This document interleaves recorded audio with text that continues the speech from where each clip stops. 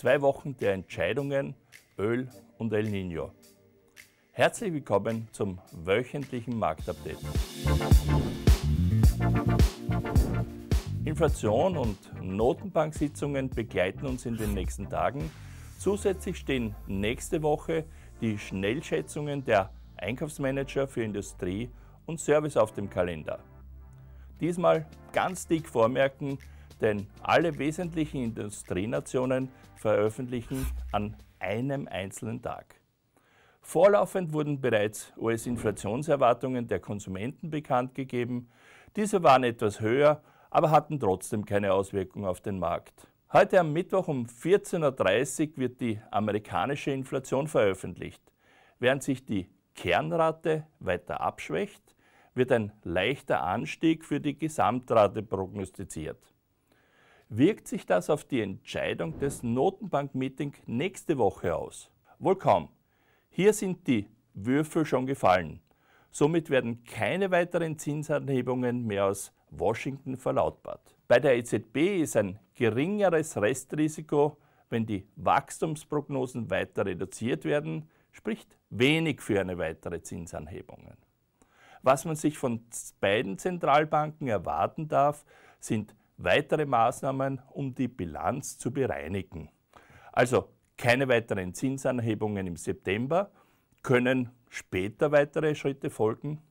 Wahrscheinlich schon, in besonderen Situationen, wenn die Inflation anspringt oder Krisensituationen auftreten. Wann werden die hohen Zinsen wieder zurückgenommen? Ab Mitte nächsten Jahres darf man erste Zinssenkungen erwarten. In diesem Zeitrahmen hat die Europäische Zentralbank im Schnitt reagiert. Kommen wir von den Notenbanken zu den Rohstoffen. Einerseits wurden die Angebotskürzungen von Rohöl bis Jahresende verlängert, andererseits steht El Niño vor der Küste Mittel- und Südamerikas. Zurück zum Öl. Sukzessive ist der Preis seit Juli von 75 auf $90 angestiegen. Das sinkende Angebot wird teilweise durch Verkäufe der amerikanischen Reserven kompensiert. Diese sind in den letzten Monaten bereits auf die Hälfte geschrumpft und das sind nur mehr 350 Millionen Barrel. Warum reagiert der Markt so schleppend? Auf der einen Seite die schwache Konjunktur, also Industriezweige wie Chemie, Stahl oder Papier backen kleinere Brötchen.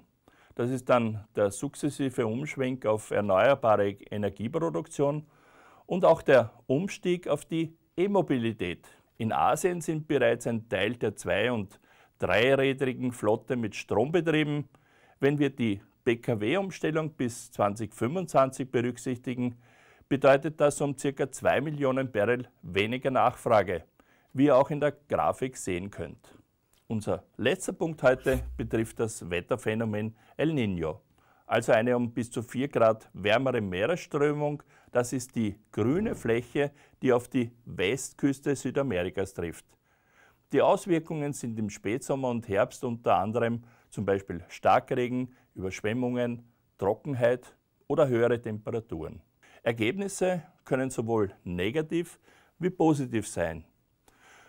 Ernteerträge, vor allem Grundnahrungsmittel, wichtige Grundnahrungsmittel wie Weizen, Reis, Mais, Soja und Zucker oder auch der Fischfang sind direkt beeinflusst und führen im Wesentlichen zu Preisschwankungen am Weltmarkt.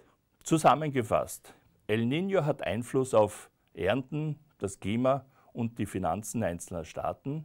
Produktionskürzungen wirken bereits auf den Ölpreis und keine Zinsanhebung im September. Ich freue mich, dass ihr wieder dabei gewesen seid. Damit ihr nichts versäumt, am besten ihr abonniert den Kanal hier. Alles Gute und gesund bleiben, euer Larry.